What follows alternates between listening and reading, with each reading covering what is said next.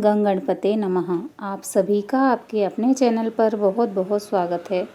आज इस वीडियो में हम कार्तिक मास महात्म्य कथा अध्याय 20 और 21 का रसपान करेंगे। वक्रतुंड महाकाय सूर्यकोटि समप्रभ निर्विघ्नं कुरु मे देव सर्वकार्येषु सर्वदा। माँ शारदा की प्रेरणा स्वयं सहाय कार्तिक महात्म्य का लिखूं यह 20वां अध्याय।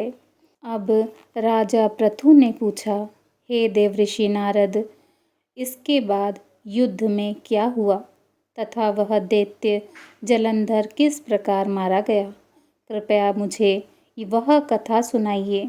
नारद जी बोले, जब गिरजा वहाँ से अदृश्य हो गईं और गंधर्वी माया भी विलीन हो गई, तब भगवान वृषभध्वज चैतन्य हो गए। उन्होंने लौकिकता व्यक्त करते हुए बड़ा क्रोध किया और विस्मित मना जलंधर से युद्ध करने लगे। जलंधर भगवान शंकर के बाणों को काटने लगा, परंतु जब काट न सका तब उसने उन्हें मोहित करने के लिए माया की पार्वती का निर्माण कर अपने रथ पर बांध लिया। तब अपनी प्रिया पार्वती को इस प्रकार कष्ट में पड़ा देख लौकिक लीला दिखाते हुए भगवान शंकर जी व्याकुल हो गए। भगवान शंकर जी ने भयंकर रौद्र रूप धारण कर लिया। अब उनके रौद्र रूप को देख कोई भी दैत्य उनके सामने खड़ा होने में समर्थ न हो सका और सब भागने छिपने लगे, यहाँ तक कि शुंभ निशुंभ भी समर्थ न हो सके। भगवान शिव जी ने उन शुंभ निशुंभ को शाप देकर बड़ा धिक्कारा और कहा, तुम दोनों ने बड़ा अपराध किया है। तुम युद्ध से भागते हो, भागते को मारना पाप है। इससे मैं तुम्हें अब नहीं मारूंगा, परंतु गौरी तुमको अवश्य मारेंगी। भगवान शिव जी के ऐसा कहने पर सागर पुत्र जलंधर क्रोध से अग्नि के समान प्रज्वलित हो उठा। उसने भगवान शिव जी पर घोर बाण बरसाकर धरती पर अंधकार कर दिया। तब उस दैत्य की ऐसी चेष्टा देखकर भगवान शंकर जी बड़े क्रोधित हुए तथा उन्होंने अपने चरणा अंगुष्ठ से बनाए हुए सुदर्शन चक्र को चलाकर उसका सिर काट लिया। एक प्रचंड शब्द के साथ उसका सिर पृथ्वी पर गिर पड़ा और अंजन पर्वत के समान उसके शरीर के 2 खंड हो गए। उसके रुधिर से संग्राम भूमि व्याप्त हो गई। शिव आज्ञा से उसका रक्त और मांस महारौरव में जाकर रक्त का कुंड हो गया तथा उसके शरीर का तेज निकलकर भगवान शंकर जी में वैसे ही प्रवेश कर गया जैसे वृंदा का तेज गौरी के शरीर में प्रविष्ट हुआ था।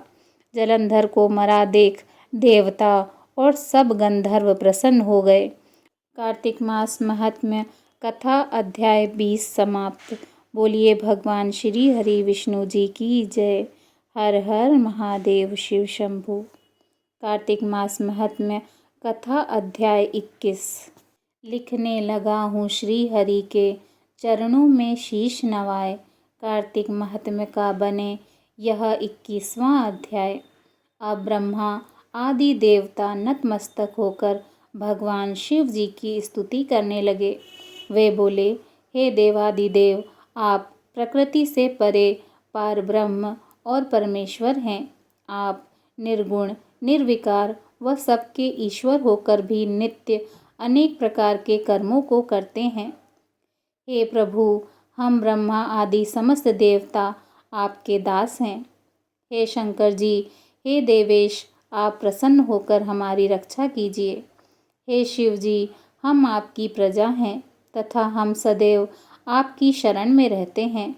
नारद जी राजा पृथु से बोले, जब इस प्रकार ब्रह्मा आदि समस्त देवताओं एवं मुनियों ने भगवान शंकर जी की अनेक प्रकार से स्तुति करके उनके चरण कमलों का ध्यान किया, तब भगवान शिव देवताओं को वरदान देकर वहीं अंतर्ध्यान हो गए। उसके बाद भगवान शिव जी का यशोगान करते हुए सभी देवता प्रसन्न होकर अपने अपने लोक को चले गए। भगवान शंकर जी के साथ सागर पुत्र जलंधर का युद्ध चरित्र पुण्य प्रदान करने वाला तथा समस्त पापों को नष्ट करने वाला है। यह सभी सुखदायक और शिव जी को भी आनंददायक है।